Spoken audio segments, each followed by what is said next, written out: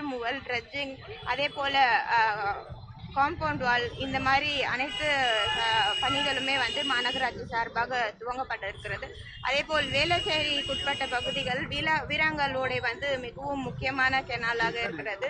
வீராங்கலோடையிலும் வந்து பணி துவங்கப்பட்டு பணி நடைபெற்று வருகிறது. அங்கேயும் வந்து முற்றிலுமாக தடுப்பு சுவர்கள் ஏற்று பணிகள் வந்து துவங்கப்பட்டு நடைபெற்று வருகிறது. அதில் ஒன்று பங்காக இன்றைக்கு விருகம்பாக்கம் கெனாலில் நடைபெறக்கூடிய பகுதியில் பணிகளை வந்து நானும் பெருநகர சென்னை மாநகராட்சியின் ஆணையர் அவர்களும், இப்பகுதியின் சட்டமன்ற உறுப்பினர் அண்ணன் அவர்களும், மாமன்ற உறுப்பினர் அவர்களும், மண்டல குழு தலைவர் அண்ணன் கிருஷ்ணமூர்த்தி அவர்களும் உடனிருந்து இப்பகுதியில் இவ்வாறு ஆய்வு மேற்கொண்டிருக்கோம். விருகம்பாக்கம் கேனால் வந்து ரெசிடென்சியல் ஏரியா, ரொம்ப ஹையர் பாப்புலேஷன் இருக்கக்கூடிய ஏரியா.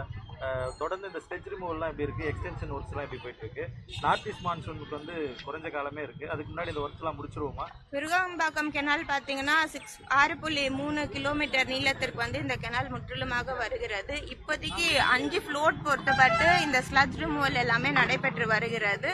வரக்கூடிய நாட்களில் வந்து பெருநகர சென்னை மாநகராட்சி சார்பாக வந்து முற்றிலுமாக ட்ரெட்ஜிங் மிஷின் போடப்பட்டு 6 ட்ரெட்ஜிங் மிஷின் வந்து பொருத்தப்பட்டு இருக்கக்கூடிய தரைமட்டம் அளவிற்கு இருக்கக்கூடிய அந்த ஸ்லட்ஜ் எல்லாம் ரிமூவ் பண்ணக்கூடிய பணிகள் வந்து மேற்கொள்ளப்படும். அதே போல பொதுமக்கள் தொடர்ந்து அந்த பகுதிகள் வந்து குப்பை போடாத வண்ணம் காம்பவுண்ட் வால் வந்து உயர்த்தப்படுகிறது. அதே போல் அது காம்பவுண்ட் வாலை தாண்டி மேலே வந்து ஷீட் அடிக்குமாறு தெரிவித்திருக்கிறேன். பொதுமக்கள் வந்து அந்த பகுதிகளெல்லாம் குப்பை போடாத வண்ணம் பணிகள் வந்து நடைபெற இருக்கிறது. மேடம், தூய்மை பணியாளர்கள் போராட்டம் காரணமா ஆங்காங்கே குப்பைகள் வந்து தேங்குது, மாநகராட்சியிலிருந்து எடுக்க முடியல அப்படின்ற மாதிரி ஒரு குற்றச்சாட்டு சொல்றாங்க.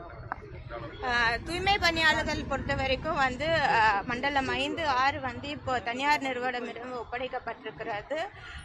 கடந்த அதிமுக காலத்திலே வந்து மண்டலம் 9, 10, 11, 12, 13, 14, 15 மற்றும் மண்டலம் 1, 2, 3 இந்த பகுதிகள் எல்லாமே வந்து தனியாரிடம் ஒப்படைப்பட்டு தூய்மை பணிகள் வந்து நடைபெற்று வந்திருந்த நிலையில் இப்பொழுது மண்டலம் 5, 6க்குட்பட்ட பகுதிகளில் வந்து தூய்மை பணி வந்து தனியாரிடம் ஒப்படைக்கப்பட்டு இந்த பணிகள் வந்து துவங்கப்பட்டிருக்கிறது.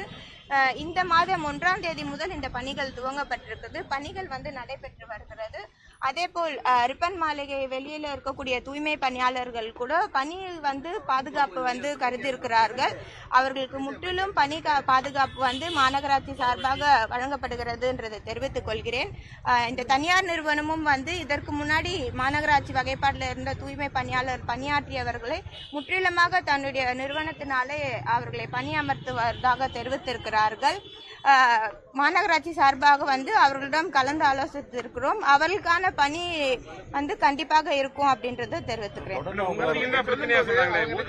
22,000க்கு அதிகமான ஊதியம் வந்து ஏற்கனவே அவங்க வாங்கிட்டு இருக்காங்க. ஆனா இப்போ போகும்போது 15,000க்கு குறைவா தான் ஊதியம் கிடைக்குது அப்படின்ற மாதிரி சொல்றாங்க. இல்ல 15,000 ஊதியம் வாங்கிட்டோம், ஆனா இப்ப போய் 15,000 கரெக்டா இருக்குமா அப்படின்னு கேக்குறாங்க. 15,000க்கு குறைவா இல்ல, 17,000 18,000 வழங்கப்படுகிறது. இது மட்டும் இல்லாத ஒவ்வொரு தூய்மை பணியாளர்களுக்குமே வந்து PF வந்து பிடிக்கப்படும். அதே போல ESI வந்து வழங்கப்படும். அதே போல தூய்மை பணியாளரோட குழந்தைகளோட கல்விக்காக நிதி உதவிகள் வந்து இந்த தனியார் நிறுவனம் மூலமாக வழங்கப்படும். இதுவரைக்கும் தூய்மை பணியாளர்களுக்கு என்று நல வாரியத்தை வந்து இன்றைக்கு நம்முடைய மாண்புமிகு தமிழ்நாடு முதலமைச்சர் அவர்கள் அங்கீகரித்து தூய்மை பணியாளர்களுக்கு என்ற நல வாரியத்தை அமைத்து அவர்களுக்கு வந்து இப்ப பணியில இருக்கக்கூடிய தூய்மை பணியாளர் ஏதோ ஒரு விபத்து ஏற்படுகிறது, உயிரிழப்பு ஏற்படுகிறது என்றால் அவருக்கு 2 லட்சத்திலிருந்து 5 லட்சம் ரூபாய் வந்து நிதியை உயர்த்தியிருக்கிறார். அதே போல பணியில இருக்கக்கூடியவர்களுக்கு கை கால் ஏதோ அடிபடுகிறது என்றால் அவர்களுக்கு வந்து இன்சூரன்ஸ் ஸ்கீம் மூலியமா நிதி உதவி வந்து இன்றைக்கு 2 லட்சத்துக்கு உயர்த்தி இருக்கிறார். இப்படி தூய்மை பணியாளர் நலனை கருதி ஒவ்வொரு நாளும் நம்முடைய மாண்புமிகு தமிழ்நாடு முதலமைச்சர் அவர்கள் திட்டங்களை கொண்டு வந்திருக்கிறார். இதன் மூலியமா வந்து நம்ம மாநகராட்சி இருக்கக்கூடிய தூய்மை பணியாளர் இல்லாத, அரசு சார்ந்த தூய்மை பணியாளர் மட்டும் இல்லாத தனியார்ல இருக்கக்கூடிய தூய்மை பணியாளர்கள் நலனை கருதியும் நம்முடைய தமிழக அரசுல மாண்புமிகு முதலமைச்சர் அவர்கள் திட்டங்களை செயல்படுத்தி வருகிறார்கள். இன்றைக்கு மாநகராட்சி வெளியில இருக்கக்கூடிய தூய்மை பணியாளர்களுக்கும் கண்டிப்பாக அவர்களுக்கான பணி பாதுகாப்பு முற்றிலுமாக மாநகராட்சி சார்பாக வழங்கப்படும்ன்றதை தெரிவித்துக்கிறேன். அவங்க ஏத்துக்கிறாங்க. ஆனா அவங்க என்ன சொல்றாங்கன்னா, கடந்த ஆட்சி காலத்துல திமுக அரசு வந்து என்ன சொல்லிருக்காங்க, தேர்தல் வாக்குறுதியில இவங்களை வந்து பணி நிரந்தரம் செய்வோம் அப்படின்னு அவங்களுக்கு வாக்குறுதி கொடுத்துருக்கு. அந்த வாக்குறுதி என்னாச்சு அப்படின்றது அவங்களோட கேள்வியா இருக்கு. எங்களை வந்து அரசு பணியாளர்களா மாத்துங்க அப்படின்ற ஒற்றை கோரிக்கை தான் அவங்களுக்கு இப்ப இருக்கு. இல்ல, தூய்மை பணியாளர்கள் வந்து ஃபர்ஸ்ட் வேலையில வந்து ஜாயின் பண்ணுமாறு அவங்கள தெரிவித்திருக்கிறோம். வேலையில வந்து அவங்க சேர்ந்த பிறகு அதற்கான முடிவுகள் வந்து அரசு சார்பா எடுக்கப்படும்.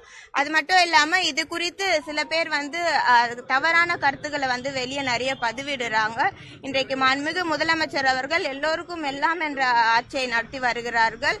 எல்லோரோட நலனை கருத்தில் கொண்டு நடத்தி வருகிறார்கள். இதற்கு முன்னாடி குறிப்பிட்டது போல தூய்மை பணியாளர்களுக்கு என்ற தனியாக ஒரு நல வாரியத்தை அமைத்து அவர்களுடன் அவர்களுக்கு தேவைகளை வந்து பூர்த்தி செய்யும் வகையில் இருக்கிறது.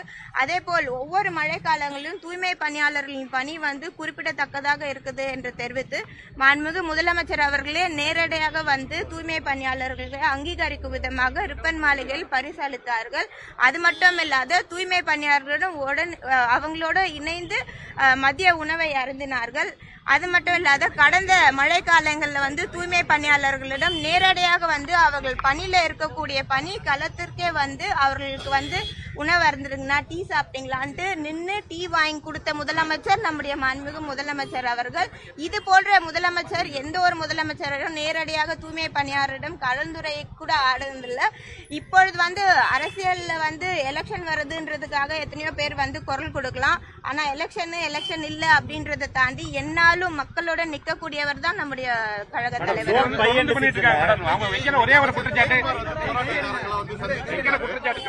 என்ன சொல்லியிருக்காருன்னா, நீங்க தூய்மை பணியாளர்களுக்கு துரோகம் இழைச்சிட்டீங்க, நான் இப்பதான் குறிப்பிட்டேன். யாரும் சாபம் விட்டு போயிருக்காரு. நீங்க அதை எப்படி பாக்குறீங்க?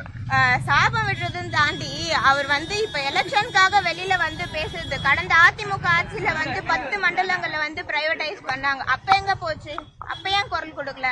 அப்ப ஏன் இந்த அநீதியை தடுக்கல?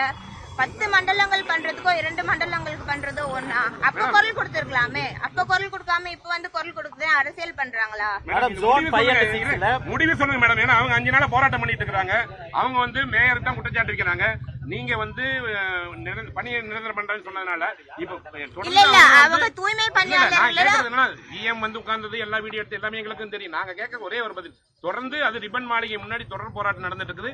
இது வந்து அரசாங்கத்துக்கும் கெட்ட பேர் தான். அவங்க வந்து அங்க இருக்கக்கூடிய மக்கள் ஒரே ஒரு கோரிக்கை என்ன சொல்றாங்கன்னா, இதே மேயர் தான் எங்களுக்கு வாக்குறுதி கொடுத்தாங்க.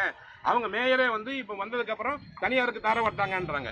ஏன்னா தனியார் அவங்க வைக்கிற ஒரே கோரினா இது வரைட்டு ரேட் சம்பள பிரச்சனை தான். அது ஒண்ணு பணி நிரந்தரம் நீங்க பண்ணலான்னு உங்களை தான் தனிப்பட்ட முறையில் குற்றச்சாட்டு வைக்கிறாங்க. அவங்களும் தூய்மை பணியாளர்கள் விடும் அவங்க அங்க இருந்தாலும் தொடர்ந்து அவர்களிடம் வந்து மாநகராட்சி சார்பாக வந்து கலந்துரையாடிட்டு இருக்கோம். நேரடியா அவங்களை கூப்பிட்டு பேசிட்டு இருக்கோம். அவங்களும் வந்து நாங்க பணியில வந்து சேருறோம் அப்படின்றத தான் தெரிவித்திருக்கிறாங்க. கண்டிப்பா அவர்கள் வந்து பணியில வந்து சேருவாங்கன்றதை தேங்கி இருக்கக்கூடிய கழிவுகளை அகற்றுறதுக்கு என்ன இல்ல. ஜோன் 5 and 6ல வந்து இப்போ 1ஆம் தேதியில இருந்து ராம்கி அவங்க பணியாளர்கள் வந்து வந்திருக்கிறாங்க. இவங்க ஆல்ரெடி எக்ஸிஸ்டிங் பணியாளர்களும் வந்து வரக்கூடிய நாட்கள்ல வந்து பணியில சேர இருக்கிறார்கள். அந்த பணிகள் வந்து துவங்கப்பட்டு இப்ப நடைபெற்று வருகிறது. வார்டு வாரியா வந்து இப்ப பணிகள் துவங்கப்பட்டு இப்ப பணிகள் நடைபெற்று வருகிறது. போராட்டத்தினால அதிக அளவுல கழிவு சொல்றாங்க. 300 மெட்ரிக் டன் கழிவு தேங்கிருச்சு. இல்ல கழிவு தேங்குறது அப்படின்றது அகற்றப்பட்டுதான் வருகிறது. ஒரு சேஞ்ச் நடக்கும் போது டெய்லி மார்னிங் வந்து வீட்ல போய் கலெக்ட் பண்ண போவாங்க இல்லையா? இல்ல ஒரு நாட்கள் வந்து ராம்கி வந்து டேக் ஓவர் பண்றதுக்கு இருந்தாங்க. இப்ப வார்டு வாரியா வந்து பிஓவி வழங்கப்பட்டிருக்கிறது. வீடு வீடா வந்து குப்பைகளை வந்து சேகரிக்கும் பணிகள்ல வந்து ஈடுபட்டு வரார்கள். இப்பொழுது வந்து படிப்படியாக வந்து நம்ம நடைமுறைக்கு வரப்படும்ன்றதை தெரிவித்துக்கிறேன். வாய்ப்பு இருக்கா?